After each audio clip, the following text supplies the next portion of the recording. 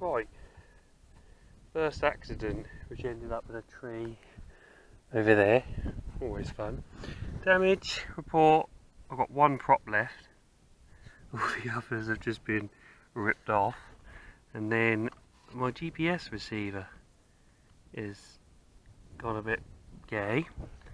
Apart from that though, everything else looks alright. So yeah, I'm okay.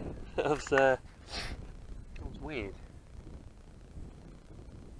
Yeah, I didn't expect that.